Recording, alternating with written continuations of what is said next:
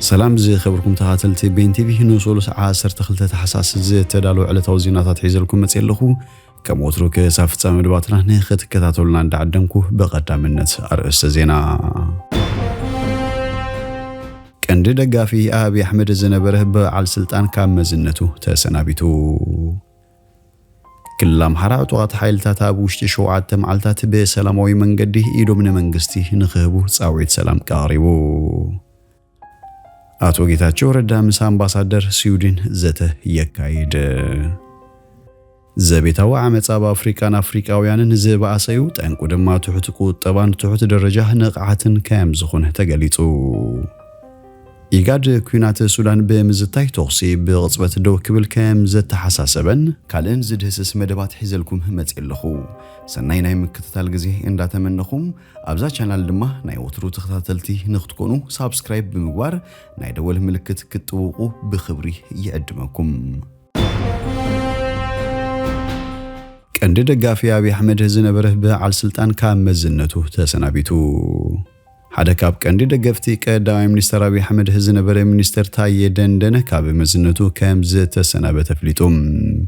ዴታ ሚኒስትር ሰላም ዝኾነ አቶ ታዬ ኣብ ክልላት አምሓራን ኦሮሚያን ዝካየድ ዘሎ ደሞ ኩናት ደው ክብል ንምሕታት ትማል ኣብ አዲስ አበባ ከካየድ ተሓሲቡ ዝነበረ ሰላማዊ ሰልፊ ምኽልካሉ ድሕሪ ዘቕረቦ ተቃውሞ እዩ ስልጣኑ ሲኑ ዘሎም تمال سونيا فيسبوك أبزوت وحبريتا قدامي منستر أبي أحمد كاب مزنته خام زوردو زبصحوه وقعوي دبدب به بمسنا حبيروم اتخكاب بيتحفت قدامي منستر كام زمتن فيرما أبي أحمد كام زلو زملكت حاتصير تبصب كاب إسران شمونتن مسكرم كلتشن 14 بجز جميروه منستر ديتا منستر سلام بمخان نزبركت كايو استواصونا مسجنكو كاب حدث حساس كلتشن 16 جميرو كاب حلفنت كام زورد كافلت أكا زبليوم አቶ ታዬ በጎንነት ሱጉም ታብዛው ግብረ መልሲ ዘት ተዛረብ ካዩን ዘጽሐፍ ካዩን ናይ መደመር ሐሳብ አሚነ ተኸትለካ ሕጅግን አብዝ ተዛረብ ካዩ ዘይት ጸነ ጥራይ ዘይኮነ በደም ሰበት ጻወት አረመኒ ምዃንካ ተረዲየ ካሉ خبልነ ተቀዳይ ሚኒስተር ነቂፎም ሐቀ መስሉኒ በስም ህልውና ሀገር ተካይዶ ንዝነበርካን ኢትዮጵያን ካብ መቅታል ሓሊፉ ነታ ሀገር ዘዳቀካን ኮንቱ ኩናት የዳምቀካ ኣብዝነብር ኩሉ እዋን ተመጉሰን ነርካም حجيكن ناي أحوات مكتتال دون خبل أبغون سلام بموجاني كاب سلطاني على الكانين نمبرن من كنان تجزيه أورمو بأورمو نمتفان أورمو مس أحواتو نمتسلان أتتصاوتو طلع أن رأخو السوق بزي مبالي حقوسيه نزنبرن حتصير تصانهت أمس جنيلوم بسنبتا بفيسبوك جاتسو أبزرقو حد صحف كبرو كينات أبزوق عنا له عدوابي زيقاتات بسنو من قد كينات كيك أومو مخلكال حما ترقم ألو يلنيروم أتي أبي مرخب بزوحان محبرو ميديا منقستي بمخصاص زفلت منستر تمالي رفاد أبزرقو حد صحف مكل خالة سلفين مملاسو زخبد حتو خلع للنه يخلي كبر سقاتو قليتهم اتعبال زخون اللو منقستين أبسلطان كابز متسن دحر أبتاقر زي تفتر كويناتن قجتاتن عفنان بمتقاس حزب ኢትዮጵያን ዲሞክራሲ ዝኸፍሉ ክብር ዋጋ አራኺስና ኢና ክብል ነቲ መንግስቲ ዝወሰዶ ስጉምቲ ይኾኒኑ ኣብ ክልል አምሓራ ጥዋት ሓይልታት ኣብ ውሽጢ ሸውዓተ መዓልታት በሰላማዊ መንገዲ ኢሎም ንመንግስቲ ንኽቡ ጻውዒት ሰላም ኣቕሪቡ ብሔራዊ ክልል መንግስቲ አምሓራ ጥዋት ሓይልታት ኣብ ውሽጢ ሸውዓተ መዓልታት በሰላማዊ መንገዲ ኢሎም ንመንግስቲ ብምሃብ ሰላማዊ ህይወት ንኽመርሑ ጻውዒት ኣቕሪቦም حلاف بيرو كومنيكيشن منجست تخللاتو منجشا فانتاون اتوم عطات حيلتات صقم صدتا بمفتار اب تخلل سباون هنواتاون عنوت كام زبصحو اب زهبو مجلس حبيرو منجستي اواجه صوان بمواج سرايت مكلخال هاجرن حيلتات صدتا تخللن بحبار بمسرت زغبرو قالسي اب زحجوان بتنጻጻረ ሰላም من غاس كام زت تخادغليصوم بمسارة تجبر قالسية تعطوق حيلي قبل علي منجستن هزبن كبصحوز حاسبون يطفات تكبر أبز حجوان يفشل كامزلو تزاريبوم منجست تخلل مفساس من مترافن سلام بزلقنة نمصان نقك على عدل سلام الفطر هو السين الليلوم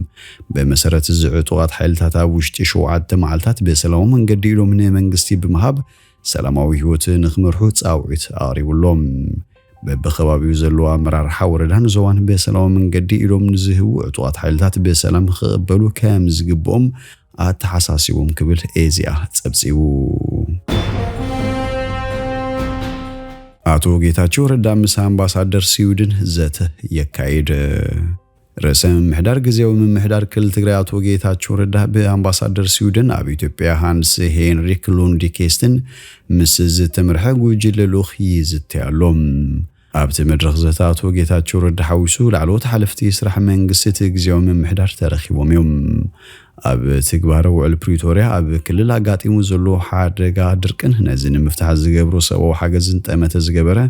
ዘተክኸውን ከም ዝኽእል ተስፋታት ይህልው ዘቤታዊ ዓመፃ በአፍሪካን ኣፍሪካውያንን ዝበኣሰዩ ጠንቁ ድማ እቲ ትሑት ቁጠባን ትሑት ደረጃ ንቕዓትን ከም ዝኾነ ተገሊጹ ካብ 1991 ኣትሒዙ ካብ 25 ሕዳር ክሳብ 10 ታሕሳስ ን15 መዓልታት ዘጸንሐ ዓለም ለኻዊ ጎስጓስ አንጻር ዘቤታዊ ዓመፅ ጎንፂ ይካየዳሎም እዚ ጎስጓስ ዝኣፍልጡ ሕብረተሰብ ኣብ ዘቤታዊ ዓመፅ ምዕባይን ምክልኻሉን ዓመታዊ ዝካየድ እዩ 25 ሕዳር ኣህጉራዊ መዓልቲ ምውጋድ ዓመፅ ኣብ ልዕሊ ደቂ ኣንስትዮ ክኸውን እንከሎ 10 ታሕሳስ ድማ ዓለም ለኻዊ መዓልታዊ ሰብኣዊ መሰላት እዩ ዘቤታዊ ዓመፅ ክበሃል እንከሎ ኣብ መንጎ ሰብ ሓዳር ወይ መጻምድቲ ዝግበር ኣካላዊ ማህረምቲ ወይ ስነ ኣእምሮ ማህሰይቲ ክኸውን ዝኽእል እዩ ዝበዝሕ እዋን ብዘቤታዊ ዓመፅ ዝህሰያ ደቂ ኣንስትዮ ክኾና እንከሎ ኣካላውን ስነ ኣእምሮውን ማህሰይትን ይወርደን እዩ ቀፂሎም ብዘቤታዊ ዓመፅ ዝህሰዩ ህፃናት እዮም ህፃናት ገዳያት ማህረምትን ስነ ኣእምሮዊ ማህሰይትን ክኾኑ ይኽእሉ እዮም ኣብ መጻዮም ድማ ዓብይ ስምብራት ናይ ዕቤት ሃጓፍን እንቅፋትን ዝፈጥር እዩ ቁጠው ስእነትን ቅልውላውን ስድራቤትን ትሑት ደረጃ ትምህርትን ንቕዓትን ቀንዲ ካብ ጠንቅታት ዘቤታዊ ዓመፅ እዮም ኣብቲ ጉዳይ ብዝተኻየደ መጽናዕቲ ኣብ ዓለም ብዘቤታዊ ዓመፅ ኣህጉር ኣፍሪካ ኣብ ቀዳማይ ደረጃ ክትከውን እንከላ ኤስያ ድማ ኣብ ካልኣይ ደረጃ ትስራዕ ኣብ ኣፍሪካ ትሕተ ሰሃራ ሃገራት 40 ሚታዊት ምዕራብ ኣፍሪካ 65 ሚታዊት